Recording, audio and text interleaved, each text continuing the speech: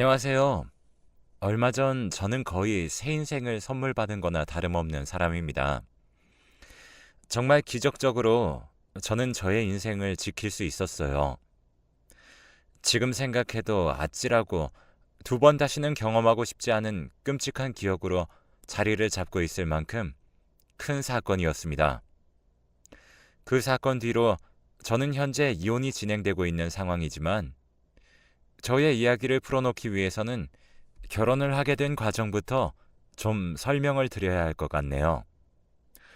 저는 남들보다 연애를 좀 늦게 시작한 편입니다. 누구보다도 마음은 있었지만 제가 좀 소극적이기도 했고 외모가 잘생기거나 다른 사람 눈에 멋있게 보일 만큼 꾸미고 다니지를 않았어서 연애를 하고 싶어도 할 수 있는 기회가 그렇게 많지 않았어요. 그래서 결국에는 30대 중반까지도 결혼을 하지 못하고 있다가 부모님 지인의 중매로 선을 보고 결혼을 하게 되었습니다. 선 보는 사람들이 대부분 다 그렇듯 집안 환경이나 조건이 비슷했어요. 하지만 그쪽에서도 나이가 어느 정도 있던지라 한 번의 이혼 경험이 있는 여자였습니다.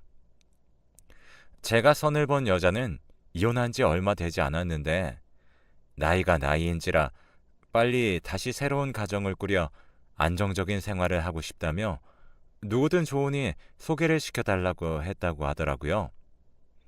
그래서 그 중매를 봐주신 분이 주변을 수색하다가 저를 골라 소개를 시켜주신 거였죠. 아무래도 둘 다 나이가 있으니 잘 맞을 거라고 생각을 했던 것 같아요. 선자리를 나가보니 여자분은 여성스러우면서도 참한 이미지를 가지고 있었습니다. 하지만 계속해서 대화를 해보니 털털한 매력을 가지고 있더라고요.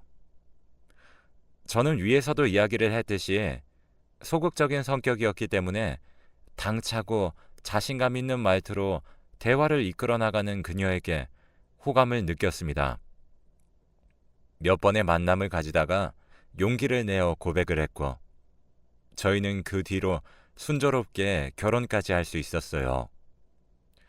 근데 결혼 전에 여자친구는 저에게 특이한 것을 요구했습니다. 자기야, 근데 내가 자기보다 결혼 경험이 한 번 더 있잖아. 내가 살아보니까 부부간의 건강 문제가 진짜 중요하더라고. 내가 전에 같이 살던 남편이 몸이 안 좋아서 아주 아팠어.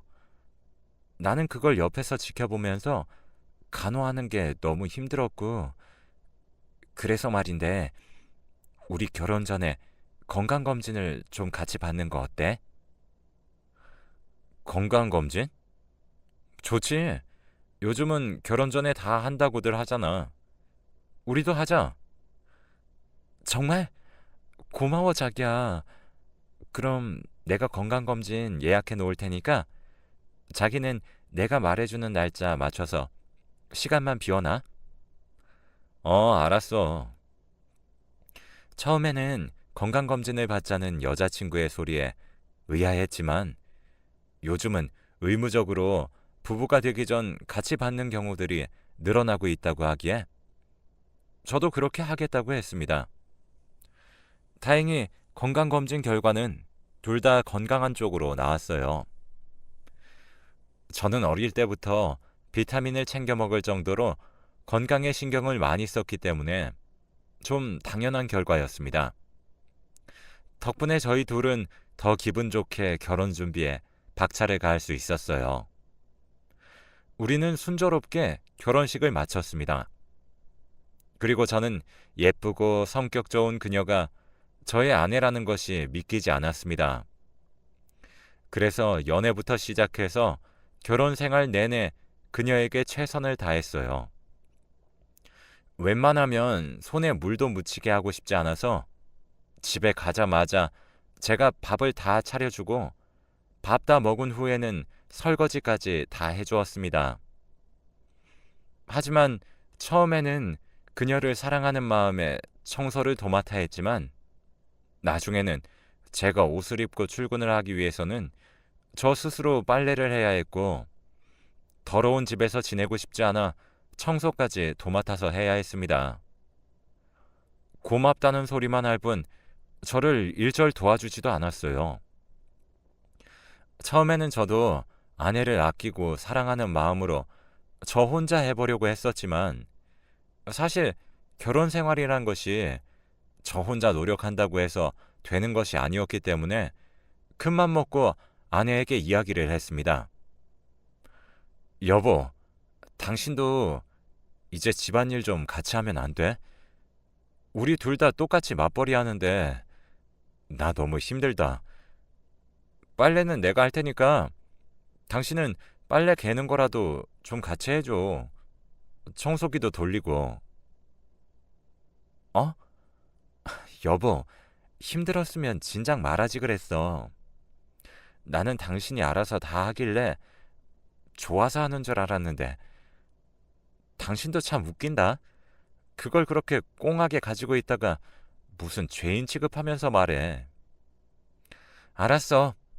나도 앞으로는 할게. 아내는 저에게 미안하다는 말 대신 마치 쪼잔한 사람 취급을 하며 어이없다는 듯이 말을 했습니다. 아니 세상에, 집안일을 누가 좋아서 혼자 하루 종일 하겠어요. 이건 취미로 해도 어려운 일인데 말이죠. 아무튼 그래도 아내는 그때부터 조금씩 집안일을 거두려고 하는 듯 했습니다. 하지만 얼마 가지 못했어요. 빨래 개는 거 말한 지가 한참인데도 일주일을 넘게 두었다가 옷장에서 옷이 떨어지면 그제서야 개었어요. 저도 처음에는 제가 해볼까 했지만 고쳐지지 않는 아내의 행동으로 인해 아내가 스스로 할 때까지 두었습니다. 근데 나중에는 아예 옷걸이에서 옷을 바로 빼서 입고 출근을 하더라고요. 청소도 마찬가지였어요. 아내는 눈에 보이는 곳만 청소를 할 뿐 그 외에는 손도 대지 않았어요. 평소에 워낙 깔끔하게 지내왔던 저는 모든 것이 눈에 거슬렸어요. 그래서 아내에게 제대로 청소를 해달라고 이야기를 했지만 그때마다 들려오는 소리는 또 저를 나무라는 소리였습니다. 아니, 당신은 왜 그렇게 깔끔 떨어? 그래봤자 면역력만 약해지는 거야. 사람이 좀 먼지도 먹고 뒹굴고 그래야 강해진다는 말 못 들어봤어? 진짜 참 유난이다. 여보, 그 말은 이런 상황에서 쓰는 말은 아니지 않아? 그래도 사람이 사는 공간은 깨끗해야 할 거 아니야. 제발 청소를 할 거면 2번, 3번 더 치울 일 없게 제대로 해봐. 아니, 그럴 거면 당신이 하던가. 내가 언제 당신이 청소하고 빨래해 놓은 거 보면서 잔소리 한 적이 있어? 왜 이렇게 사람이 속이 좁아? 그냥 살아. 아내와 저는 청소나 집안일의 문제로 정말 많이 싸웠습니다. 하지만 결국 아내는 고쳐지지 않았습니다. 결국 다시 제자리로 돌아올 뿐이었어요. 덕분에 결혼 생활을 하면서 행복한 기억보다는 싸운 기억이 더 많을 정도로 저희는 지겹게 싸워댔습니다. 하지만 처음에는 누구나 이렇게 싸우면서 서로에게 맞춰간다고 하기에 저도 참고 또 참았습니다. 저는 결혼 생활 역시 처음이었기에 모두가 다 이렇게 고생하며 맞춰가는 줄만 알았어요. 근데 저에게는 이 싸움보다도 더 걸리는 것들이 결혼 생활 중에 몇 가지 있었어요. 아내는 저에게 끊임없이 건강 관리를 요구했습니다. 요리는 잘 못하는 사람이었기 때문에 밖에서 보양식을 자주 사와 저를 먹였고 건강식품이라든지 몸에 좋다는 것은 다 먹였어요. 게다가 아내는 그걸로 끝내지 않고 새벽마다 저를 깨워 운동을 시켰습니다.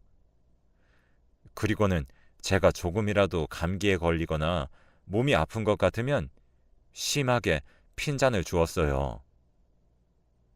여보, 그러니까 내가 건강관리 잘하라고 했지?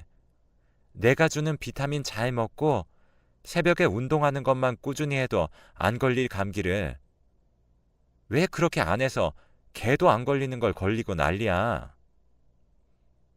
아, 당신은 남편이 아픈데 그렇게까지밖에 말 못하겠어?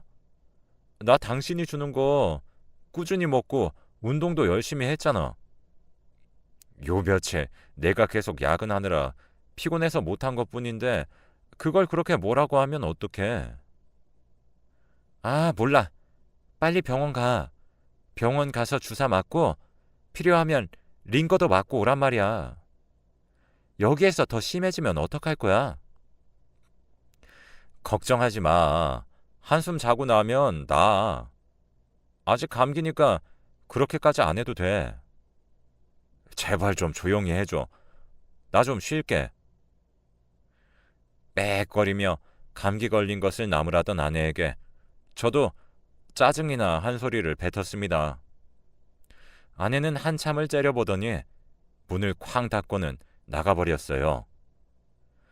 저는 순간 아내에게 큰 서운함을 느껴야 했습니다. 남편이 아픈데 오히려 핀잔을 주고 짜증을 내는 아내라뇨. 아내의 태도는 제가 아픈 것이 안타까운 마음이 아닌 뭔가 일이 틀어질까 화가 나고 불안한 듯한 모습이었어요. 꼭 제가 조금이라도 몸이 좀 안 좋다고 하면 불안한 기색을 보였었거든요. 저는 이런 부분들이 좀 찜찜했습니다. 하지만 그래도 저를 남편으로서 많이 아끼고 사랑하기 때문이라는 것으로 결론을 내리곤 했었어요. 그리고 또 이 이상한 결혼 생활을 더 이어나갈 수 있었던 건 장모님의 역할이 컸습니다. 장모님은 처음부터 저를 많이 아껴주셨어요. 결혼식을 하기 전부터 금이야 오기야 저를 바라보시면서 정말 백년 손님 대하듯 잘해주셨죠. 저희 집에도 일주일에 한 번씩은 오셔서 집안일도 해주시고 또 집안일을 제대로 해놓지 않은 아내를 보며 저 대신에 핀잔을 주기도 하셨어요. 하지만 그것만으로 장모님이 좋은 건 아니었습니다. 장모님은 늘 우리 사위 하시면서 저를 따뜻하게 불러주셨는데 제가 감기에 걸려 아플 때도 아내에게 소식을 듣고 오셨는지 버선발로 찾아와 죽도 끓여주셨어요. 저희 부모님은 식당을 운영하시며 하루 종일 시간 내기가 힘드셨겠어요. 저희와 가까이 살아도 오기가 쉽지 않으셨어요. 그래서 늘 장모님이 저희를 돌봐주시며 살림살이도 채워주시고 반찬도 해주시며 보살펴 주셨죠. 그런 장모님이 저는 늘 감사했습니다.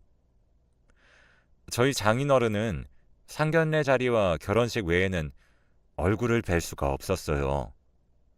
밖에서 무슨 사업을 하신다고 하셨는데 그것 때문에 지방에서 혼자 따로 사신다고 들었어요. 그래서 중요한 일이 있을 때만 올라오시고 다른 날에는 뵙기가 어려웠습니다.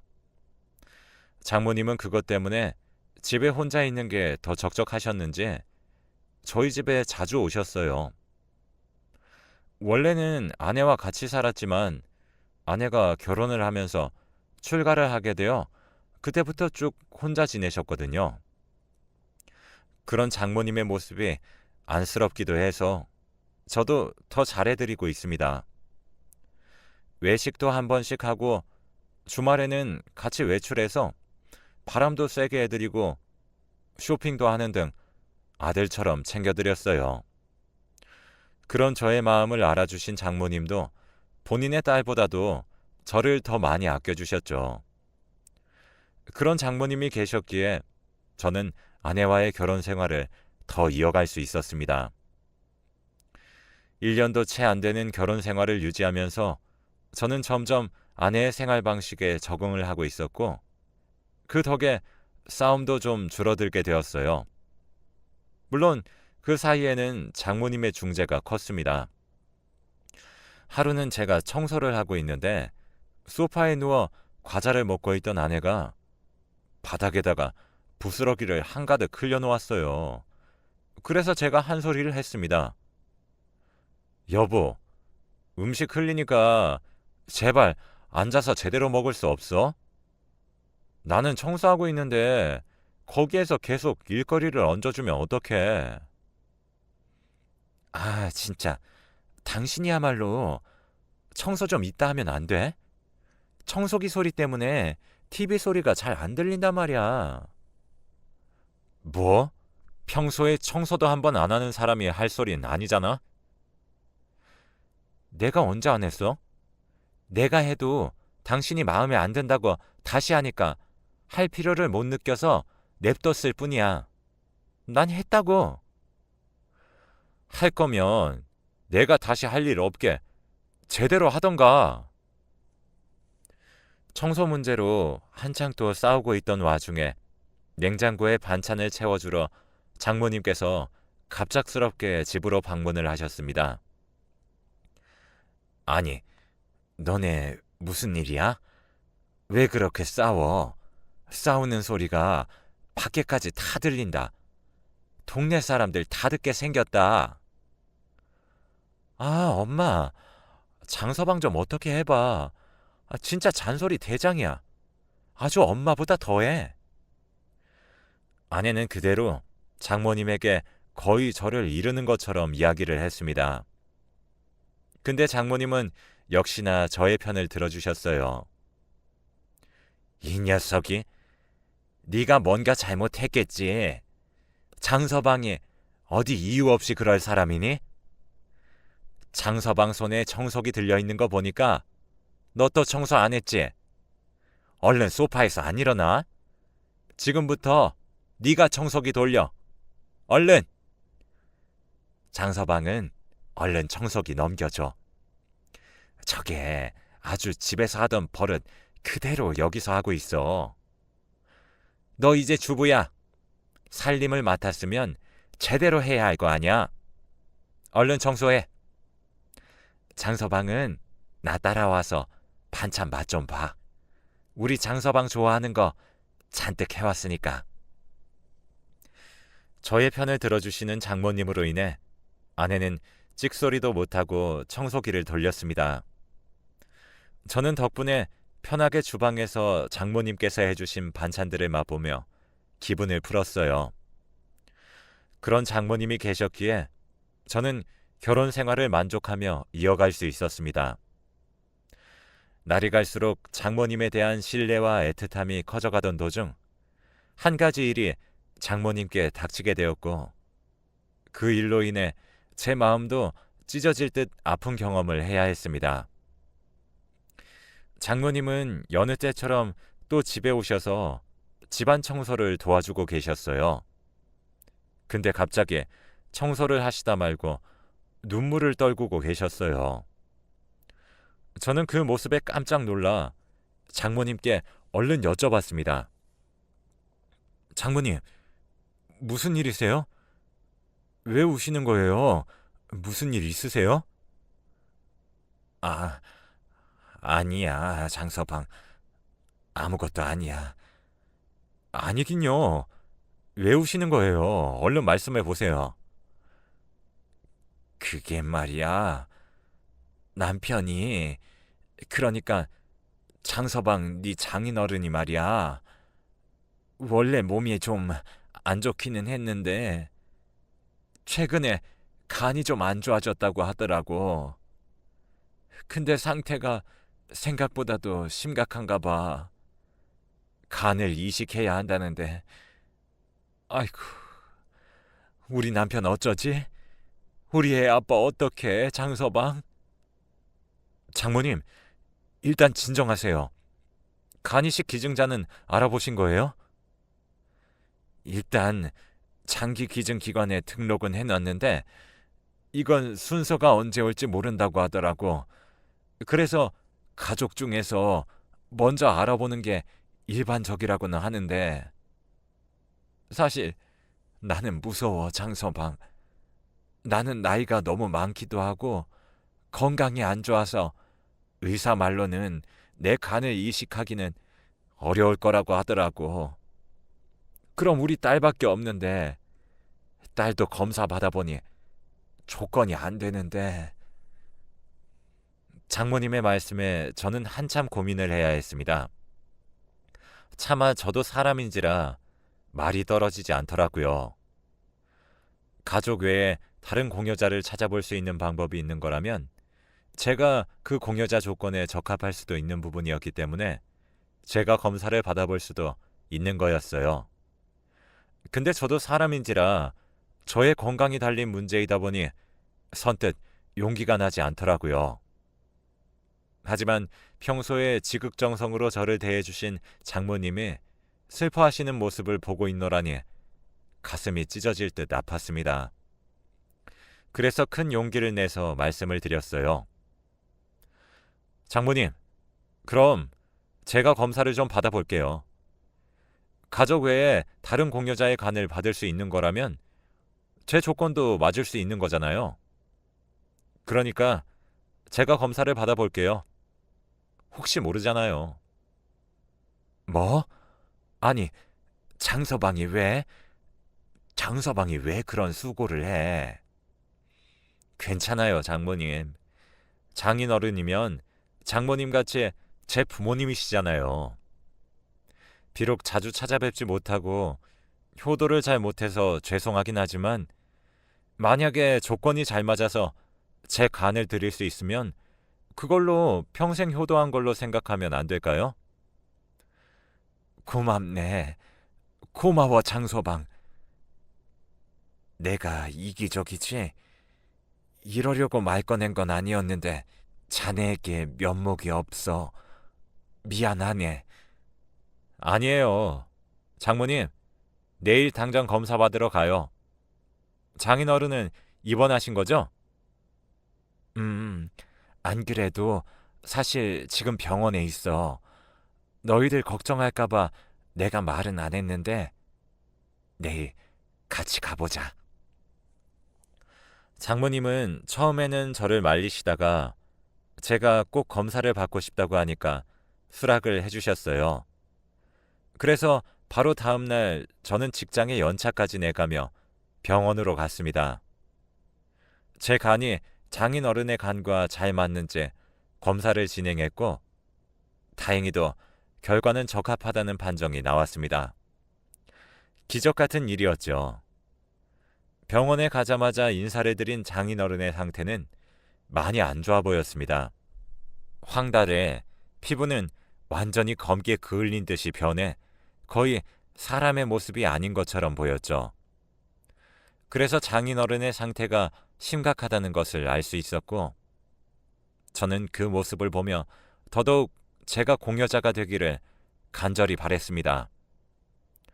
그래서 하루빨리 수술을 진행하기 위해서 저는 입원 수속을 밟았어요. 아내도 그때는 저에게 정말 고맙다며 눈물을 흘리며 이야기를 했죠. 여보, 정말 고마워. 어렵고 힘든 결정이었을 텐데 자기가 이렇게 용기 내줘서 우리 아빠 오래 사실 수 있을 것 같아. 정말 고마워, 여보.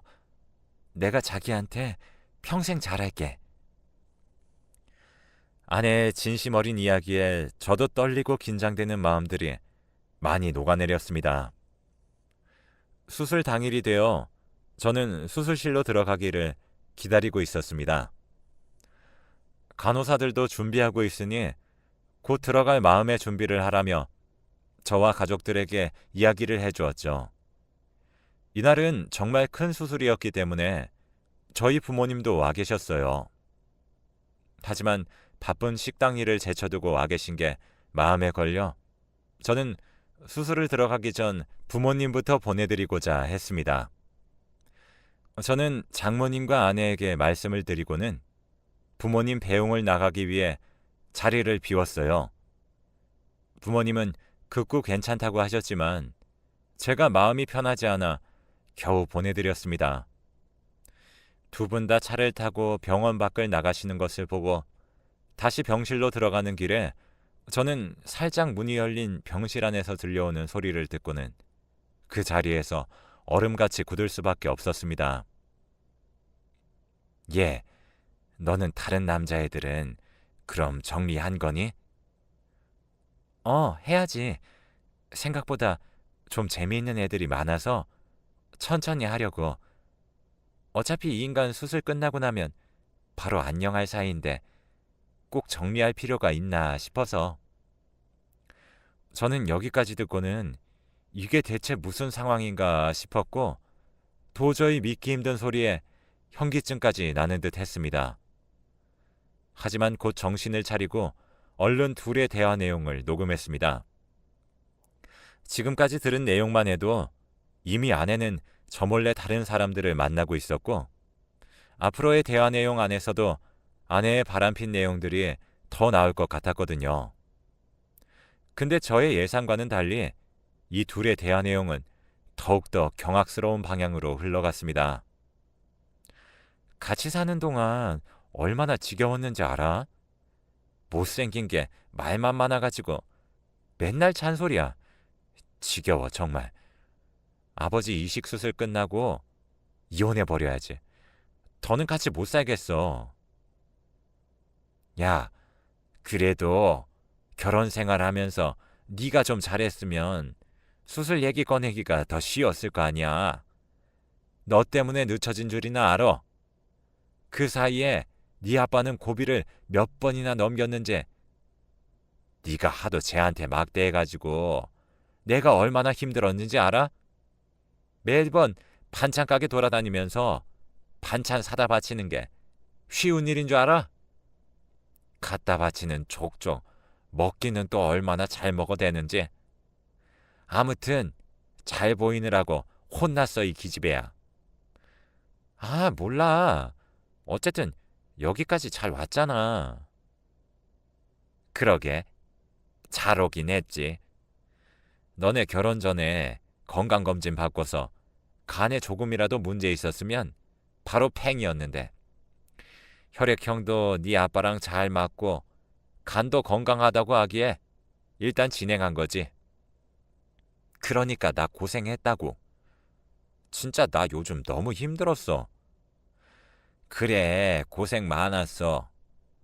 저 인간도 유언장만 제대로 썼으면 그냥 보내버릴 텐데.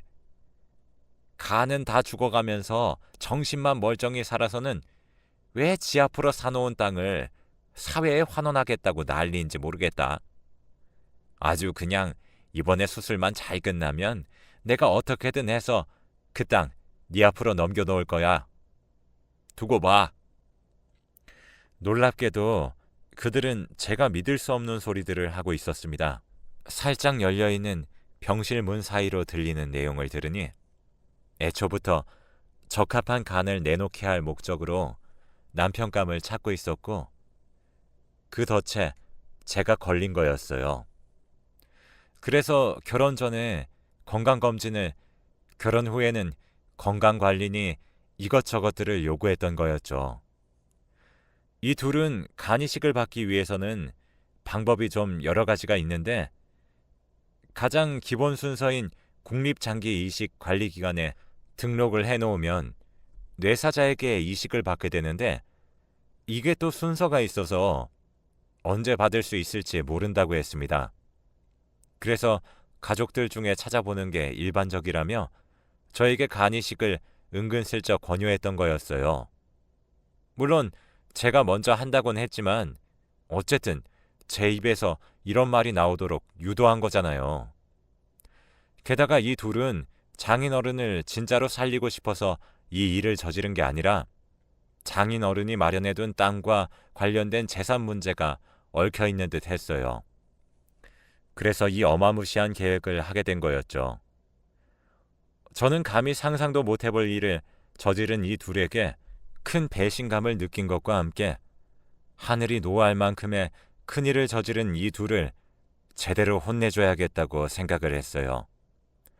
그래서 일단은 병실 문을 벌컥 열고는 곧장 달려가서 아내와 장모라는 인간의 뺨을 세차게 때려버렸습니다. 그리고는 완전히 난동을 피웠어요. 이 사기꾼들아, 지금 니네들 한 말 도대체 무슨 말이야? 너네 내가 가만 안 둬? 이것들이 하늘 무서운 줄 모르고 이렇게 무시무시한 일을 저질러? 이 천하의 못된 것들이. 얌전히 부모님을 배웅 나갔던 남편과 사위가 완전히 흥분한 상태로 달려드니 이 둘은 크게 당황을 했습니다. 그러면서 곧바로 저에게 해명을 하기 시작했어요. 저 장서방, 내 말 좀 들어봐. 지금까지 얘기 다 들은 거야? 근데 있잖아, 이거 오해야. 오해라고. 뭐? 오해? 이게 오해라고요? 그래, 오해야. 내가 다시 설명할게. 제발 들어봐. 웃기지 마. 안 들어. 너네 다 내가 끝내버릴 거야. 너네는 재산 받을 자격도, 이 땅에서 제대로 숨쉬고 살아갈 자격도 없어. 알아? 경찰에 신고할 거야. 신고해버릴 거라고. 저는 장모고 뭐고 어른 할 것 없이 욕을 무더기로 하고는 병실을 뛰쳐나왔습니다. 그리고는 곧장 제가 녹음한 것을 가지고 가서 경찰에 제출하고는 그들을 사기죄로 신고를 해버렸어요. 병실 밖에서 녹음을 해서 그들의 추악한 얘기들이 아주 작게 들려 증거가 될지 염려됐지만 요즘은 기술이 좋아져서 그 작은 소리도 살릴 수 있다고 했어요. 그래서 저는 민간업체에 맡겨 완벽하게 녹음본을 만들어 경찰에 증거로 제출할 수 있었습니다. 내용 안에 증거가 다 들어있었기 때문에 제 신고는 정상적으로 접수가 되었습니다. 그 뒤로 저는 이혼 소송까지도 같이 준비를 했어요.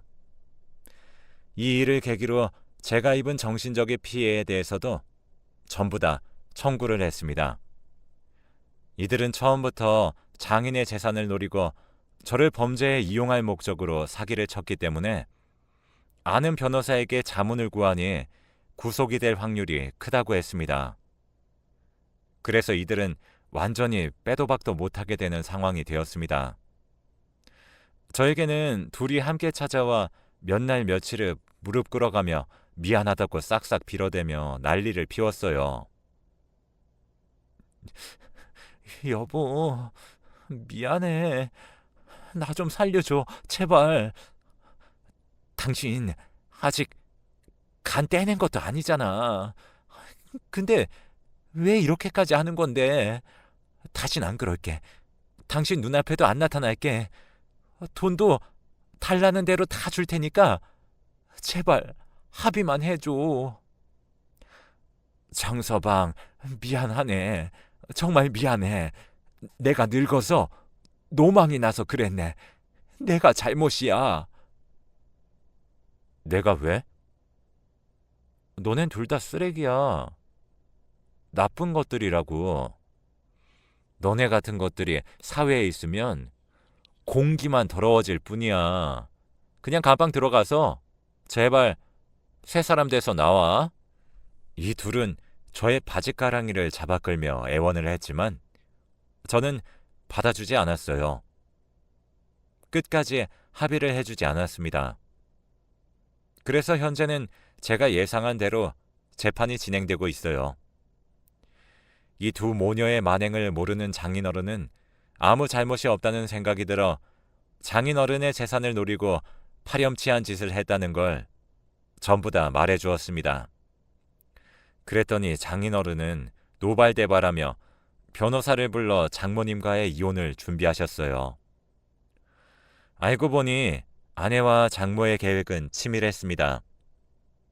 그리고 제가 전혀 알지 못했던 충격적인 사실을 알게 되었어요. 그건 바로 장인어른과 아내는 남남이나 다름없었습니다. 5년 전에 장모가 장인어른과 재혼을 해서 가족이 되었다고 했어요. 장인은 일찍 부인이 죽고 아들마저도 10년 전에 교통사고로 세상을 떠나는 바람에 외롭게 이 세상을 살아가고 있었는데 그때 만난 사람이 장모라고 했어요. 그런데 장인이 가남투병을 하면서 일부 재산만을 남겨놓고 모든 재산을 사회에 환원하겠다고 말을 하고부터 변하기 시작했다고 했습니다. 재산을 일일이 확인해가며 딸의 앞으로 재산을 돌려놓으라고 울며 불며 설득을 했다고 하더군요. 하지만 장인은 눈 하나 깜빡 안 하고 그들의 설득을 거부했다고 했습니다. 내가 오래 살면 모를까 일찍 죽는 마당에 공헌이라도 하고 죽고 싶다고 말했다고 하더군요. 그래서 아내와 장모는 어떻게든 장인을 살리려 온갖 방법을 썼고 그 타켓이 저였던 것입니다. 나중에 생각해보니 이상한 부분도 있었던 것 같아요. 처음에 아내를 소개시켜준 분이 제 혈액형과 건강 유무를 먼저 물어봤거든요. 아마도 이들은 소개해준 부모님 지인에게도 이 부분을 가장 먼저 고려했던 거였습니다. 놀랍게도 장인어른은 동네에서도 소문난 땅 부자였거든요. 그리고 이 둘의 재판이 진행되는 동안 기적적으로 장인어른에게 뇌사자 공여자가 배정됐습니다. 지금은 장인어른은 아직 회복이 되고 있는 상황이라 제가 계속 보살펴드리고 있습니다. 그리고 이혼과 재판도 아직 현재 진행 중인데 조만간 결판이 날 것 같아요. 하루빨리 일들이 다 정리가 되길 기다리고 있습니다. 저희 부모님께도 이 상황을 다 말씀드렸더니 깜짝 놀라시며 처음에는 많이 힘들어 하셨습니다. 하지만 장인어른과 이야기를 전부 말씀드리고 나니 그제서야 좀 진정이 되신 듯 했습니다. 그리고는 천만다행이라고 하셨어요. 간을 빼앗기기 직전에 알게 된 모든 상황이 기적이라고 하셨죠. 저도 하늘이 도왔다고 생각합니다. 그렇지 않고서야 타이밍들이 그렇게 나올 수가 없거든요. 저는 아픈 돌싱이 되었지만 결혼 생활도 지옥 같았기 때문에 오히려 지금이 다행이라고 생각을 하고 있어요. 다시 혼자가 된 저의 삶을 앞으로 잘 살아가야겠죠. 여러분도 저와 같이 각자의 인생을 잘 살아가기를 바라봅니다. 지금까지 어려운 저의 사연을 들어주셔서 정말 감사해요. 힘든 과정을 보내고 있는 저에게 많은 응원 부탁드립니다. 감사합니다.